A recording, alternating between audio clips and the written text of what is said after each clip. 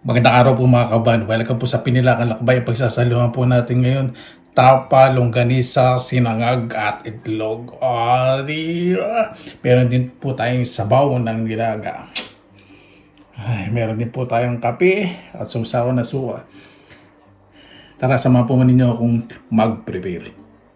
Sa homemade longganisa, meron po tayong asin, paminta, ayan, napakarami pong bawang, chili and paprika powder, saka asukal. Hindi po ako maglalagay ng suka, hindi po daw basta gagawin po sweet and spicy. Di ba? Sa atin naman pong tapa, traditional, asin, paminta, bawang, toyo, saka wala pong kalamansi kaya lemon po ginamit ko. I-rest po natin ng 1 hour. Ito pong tapa at ito pong longganisa. Siyempre sa longganisa, mas matagal, mas okay. Pero kung nakabalot po ito, pwede sa labas ng bahay. Hindi naman po lalangawin. Pag magpiprito po kayo ng tapa, dapat po medium high heat po. Pero wag naman po yung masyadong mainit na halos nagbabaga na yung kawali. Hindi ganun. Kailangan yung mainit.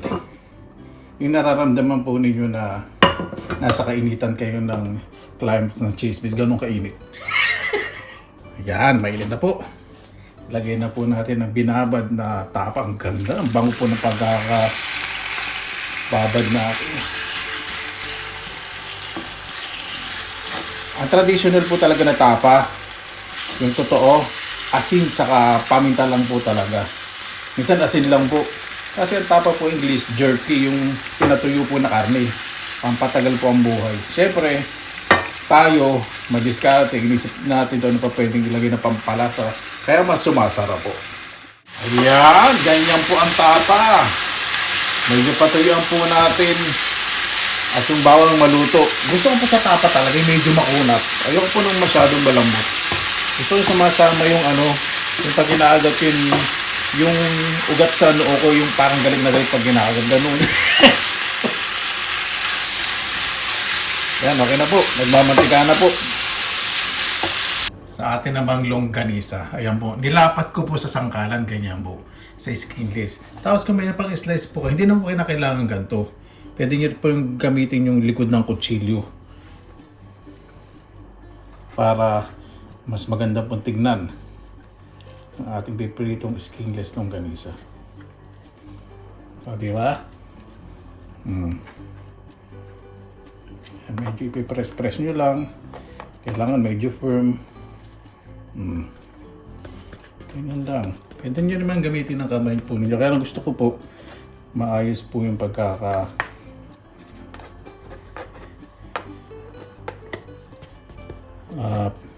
yung shape. Di ba? At kapag binaligtad po natin, medyo usad-usad lang po natin. Huwag natin pag-idigitin. Wow! Ang ganda pong tignan, di ba?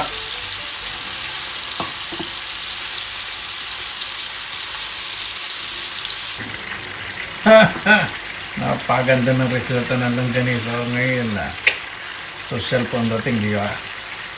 Ayan, luto na po ang longganisa, di ba? Napakabango. Mas amoy na amoy po yung bawang dahil napakaraming bawang ko pong nilagay.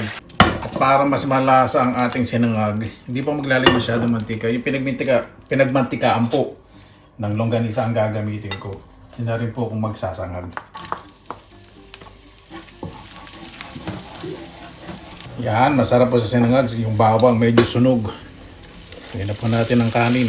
Basmati po itong kanin na gagamitin ko. Gusto ko po kasi sa sinangag, buhaghag. Lagyan po ko ng konting asin lang. Simplihan lang po natin. Ito po talaga yung mga authentic na lasa ng lutong Pinoy. Konting paminta.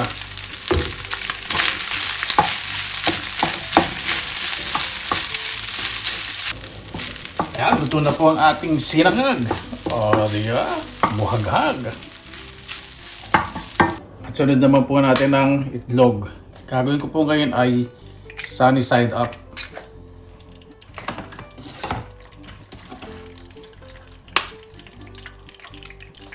Kung magpiprito po kayo ng itlog, pag po masyadong maraming mantika. Pero kung gusto nyo mas maalas ang itlog, Damihan nyo ng mantika. Kaya lang, pag naprito naman po yun, sobrang mamantika.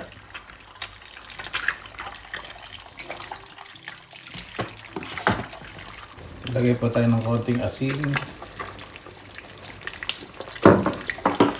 Konting paminta. Takpan po natin para maluto po yung ibabaw. Gusto ko po kasi medyo crispy. Ayan! O, di ba? Ganyan. Saka pwede ko na pong baligtarin po yan. Ng buo. Ah! Siyempre hindi na po tatakpan dahil crispy na. O, di ba? Yan po yung masarap.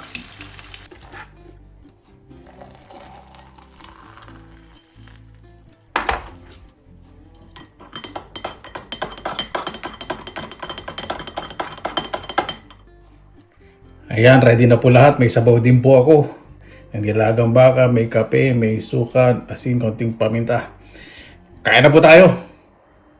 Mabuhay yan. Maraming salamat na po sa Panginoon. Kasama-sama na lang po tayo. Naway safe po lahat. Bago tayo isa, pasalamatan po muna natin ng Panginoon. Panginoon, maraming salamat na po sa biyaya niyo po sa amin. Tapos na naman po isang linggo, magbibigay na naman po. Ay, sorry, wala naman po sa sarili ko. Tapos po ang weekend, magbubukas na naman po ang panibagong linggo. Naway safe po ang lahat. Tawarin po ninyo ako at marami po kayo iniisip. Marami sa pag-uwi po sa Pilipinas. Ilang buwan na lang po uwi na po ako.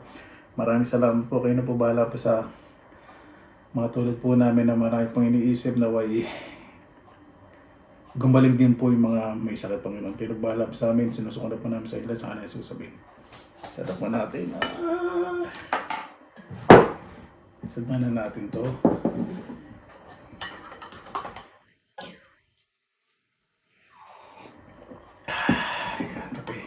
Sabaw, okay na lang dyan nga muna. Wala na kasing space eh. Sarap po talaga kapag natutunan nyo pong magluto. Yung gusto nyo pong mga lasa, di ba? Nagagawa ninyo. Pero mas masarap din po talaga yung may nagbibigay. Di ba? Sarap po yun. Kasi syempre ibang lasa. Pang style ang pagkakaluto.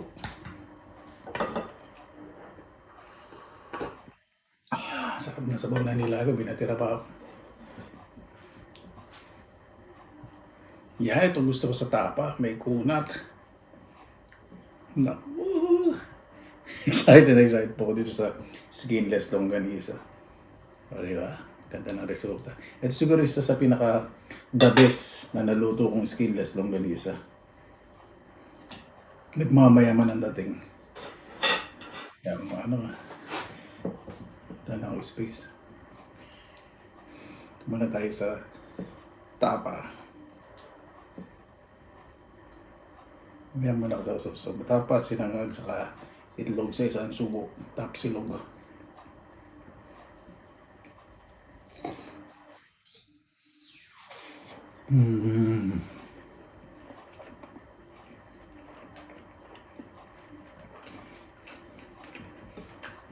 Oh.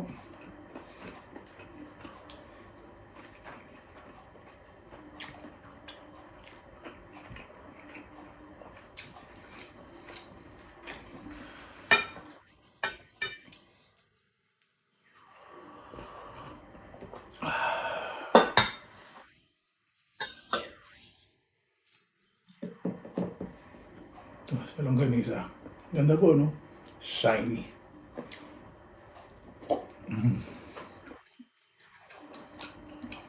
Dito sa tapos sa kasalungan, sulasan na sa yung bawang, napakasarap.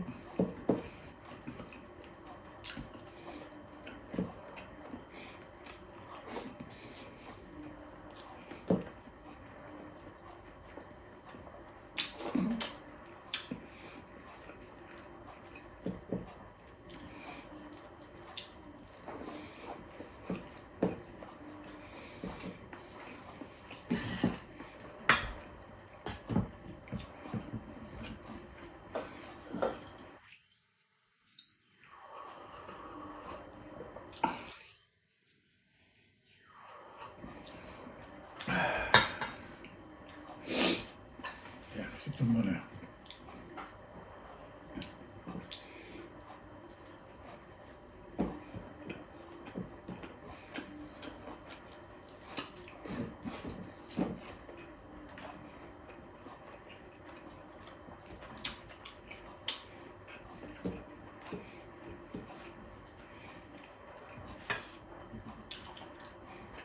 Hindi alam kung ano kukanin ko.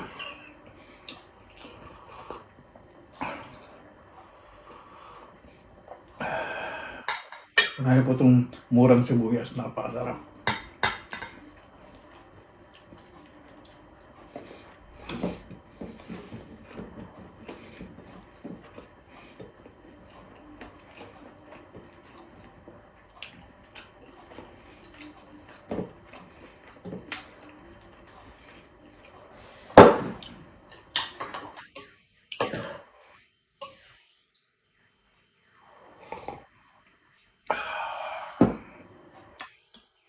Yung kape ko po cappuccino instant concentrated. Concentrated instant coffee.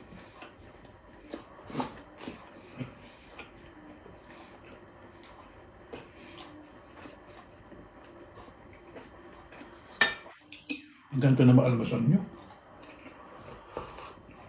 Pag nag-almasal po ako, gusto po talaga may sabaw.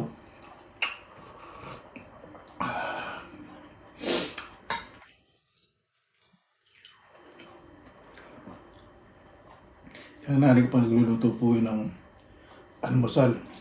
Pag alam niya, minsan ako may sabaw o kaya ang paksiw na bangus.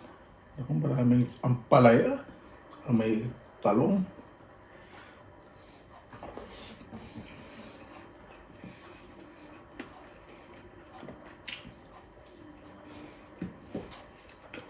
Hindi ako nung ganito.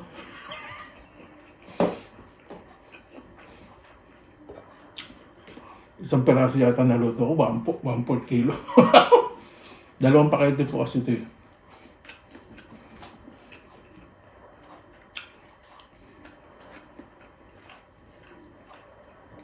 Na giniling.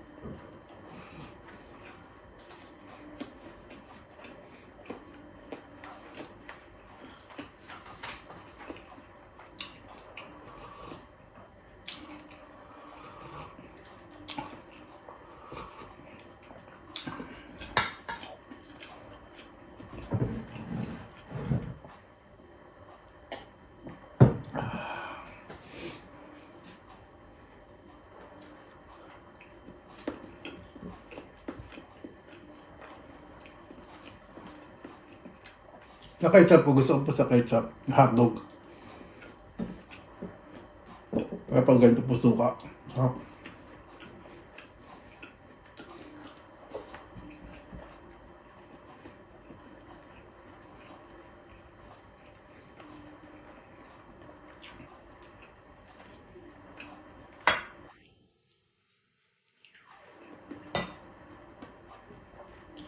Kapag sinangag, hindi ako masyadong maraming kumain. Mas malakas ang mag-unang pag sinangag.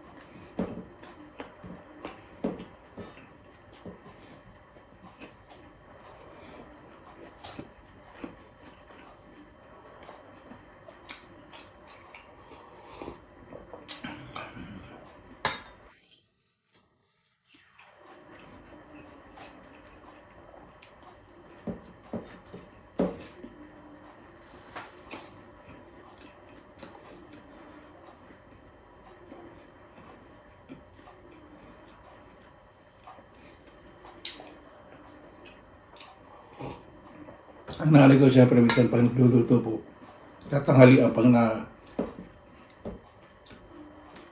nabisi sa pakikipagmarites. Minsan yung baka maunat. Napapasok kami sa eskwelahan, elementary. O kaya weekend. Umuya pa rin kami.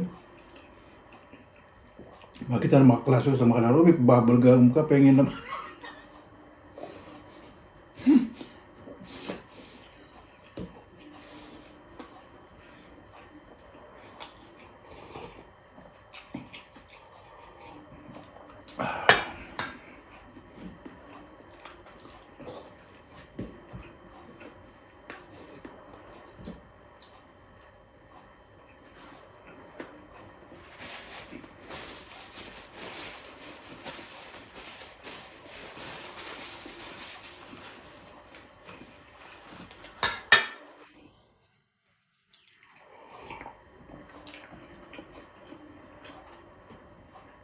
May buto naman. Lemon. Dito sa pata.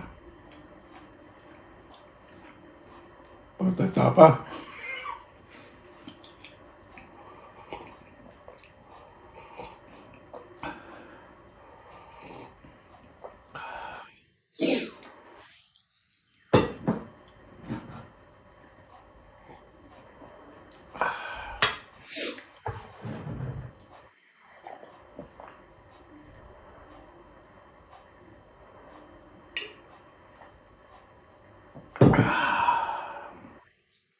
Winner na winner. Paano po, bago pa tayo magtapos, pasalamatan po muna natin ng Panginoon. Panginoon, maraming salamat na sa biyaya binigay po sa amin. Naway ang bawat isa po na malalayo sa kanilang mga sabuhay ay safe po. Hindi po nakatag sa kanilang mga pamilya. Naway safe po. Naway ang bawat isa po na umalis po ng bahay, lumalayo o malapit lang po pag-alis. Naway makabalik po lahat ng ligtas. Lalo na po yung mga nangingibang bansa, Panginoon. Kayo na po bahala po sa amin. Sinusuko po namin sa inyo lahat sa ngalan ni Jesus. Amen. Paano po? Maraming salamat na po sa inyong oras na indahan sa Pinilaang Lakbay. Basta lagi po tayong positive vibes, good vibes. God bless. Ingat po lagi. Magandang araw. Laban lang.